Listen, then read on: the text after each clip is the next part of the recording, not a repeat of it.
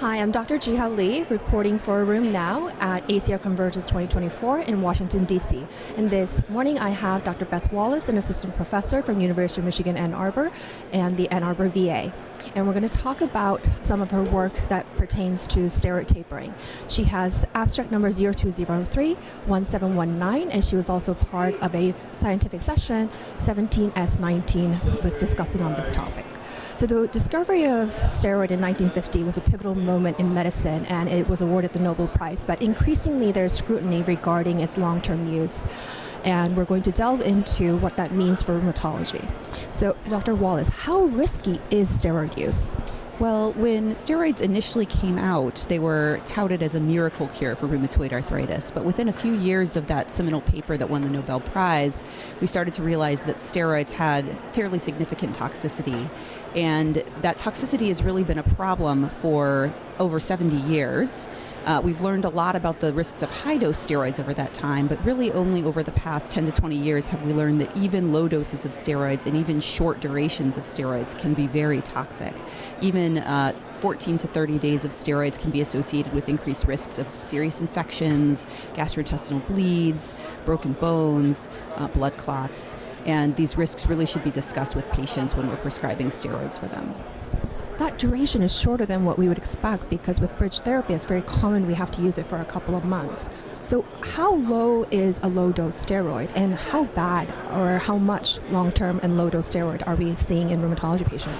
So the definition of low dose is really variable depending on who you ask. In the guidelines, it's been cited anywhere from 5 to 10 milligrams, but the consensus now is really anything below about 7.5 milligrams is considered low dose. That being said, even doses as low as 2.5 milligrams have been shown to have toxicity, so we can't assume that below 5 is safe. In terms of Sorry, what was the question? How much are we seeing in terms of this low-dose long-term steroid use, and are physicians aware of it? Yeah, anywhere from a third to a half of RA patients use steroids long-term, and the definition used in the literature typically for long-term is more than about 90 days or 3 months. About a third to a half of patients who start steroids when they're diagnosed with RA are still on steroids 12 months later. And a lot of this is because we have trouble tapering people off steroids once they start, not because people mean to remain on steroids for that long. The tapering is an interesting question. I don't think it's definitely in our guidelines to recommend to do so, but it's not routinely taught, or do we know actually how to do that? What are some challenges with tapering? Yeah, tapering is definitely an art and not a science, and part of the reason for that is the studies that have been done around steroids, particularly in rheumatoid arthritis, which I study, focus on their effectiveness at various doses and not really their safety or the ability to get people off of them. And we're realizing that now, especially since the guidelines, the American College of Rheumatology guidelines, are now recommending against steroid use when possible in RA. But we really need more data to help us learn how to effectively get people off steroids once they start. One major problem is when people have symptoms when they taper, we don't always know why. We don't know if it's because it's their disease coming back, their rheumatoid arthritis coming back. We don't know if it's because they have problems, endocrinology problems related to high-dose steroid use or even low-dose steroid use having to do with their adrenal glands. And we don't know if it's because of something called the steroid withdrawal syndrome, which is a very common complex of symptoms that happens when people reduce their steroid dose and don't have physiologic issues. So we need more studies looking at that question. Steroid withdrawal syndrome, what kind of symptoms would that be, and how do you differentiate that from like chronic pain or fatigue syndromes that our patients with RA commonly have? It's extremely difficult to differentiate it. The way that steroid withdrawal syndrome is defined in the literature is basically any symptoms that happen when you taper steroids that aren't because of your disease coming back and aren't because of an endocrinology problem. So it's very, very difficult to distinguish those things. The symptoms are very nonspecific. They're things like fatigue, muscle and joint pain, can be nausea or GI upset, can be mood disturbances, and these things very commonly happen with active rheumatoid arthritis. They also very commonly happen with adrenal insufficiency or endocrinologic issues related to steroid tapering.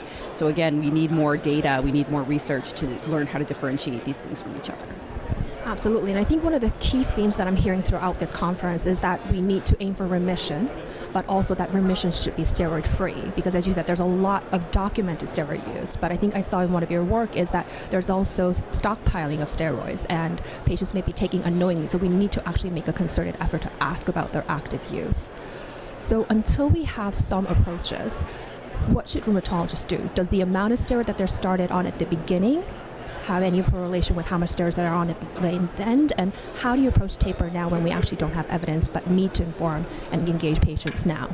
Yeah, the factors that influence how much steroids people remain on are not clearly known yet. Some that have been suggested are if you have more chronic pain, you tend to remain on steroids for longer. If your RA is more active or more severe at the beginning, and if you don't get enough what we call steroid-sparing treatment, so the disease-modifying drugs we have for rheumatoid arthritis that do not include steroids. We should really be trying to get people on adequate treatment quickly, which we've known for many years. Treat to target in rheumatology, especially in rheumatoid arthritis. When we do taper, we should make sure patients have their disease in remission or at least low disease activity before we start. We should start relatively quickly above a dose of about 10 milligrams, so reduce by 10 or 20 milligrams every 1 to 2 weeks down to 10. But below 10 or really 7.5 to 5 milligrams, we need to go a lot slower. When people have symptoms, it would be helpful. It's helpful if we can try to figure out what those symptoms are from. So try to differentiate whether someone's disease is active versus they're having symptoms from another reason.